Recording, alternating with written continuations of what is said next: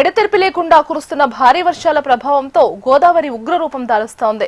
భద్రాచలం వద్ద గోదావరి మూడో ప్రమాద హెచ్చరికను దాటి 55.60 అడుగుల నీటి మట్టంతో ఉధృతంగా ప్రవహిస్తోంది. గోదావరికి వరద ఉధృతి పెరగడంతో వేలేరుపాడు మండలంలో 15 గ్రామాలు, కుక్కునూరు మండలంలో 3 గ్రామాలు నీట మునిగాయి. గొమ్ముగూడెం పంచాయతీల పరిధిలో దాదాపు 10 గ్రామాలకు రోడ్డు మార్గం నీట మునిగిపోయి రాకపోకలకు అంతరాయం ఏర్పడింది. ఎగువ ప్రాంతాల నుంచి వస్తున్న వరదతో అధికారులు అప్రమత్తమయ్యారు. ఏజెన్సీ గిరిజన ప్రాంతాల ప్రజలు తీవ్ర ఇబ్బందులు ఎదుర్కొంటున్నారు. లోతట్టు ప్రాంతాల ప్రజలను పోలీసులు, రెస్క్యూ టీం సురక్షిత ప్రాంతాలకు తరలించారు. ఎడతెరిపి లేకుండా కురుస్తున్న వర్షాలతో గంటకు గోదావరి ఉధృతి పెరుగుతుండటంతో పరివాహక ప్రాంతాల ప్రజలు భయాందోళనకు గురవుతున్నారు. ప్రభుత్వం తమను ఆదుకోవాలని వరద బాధితులు కోరుతున్నారు.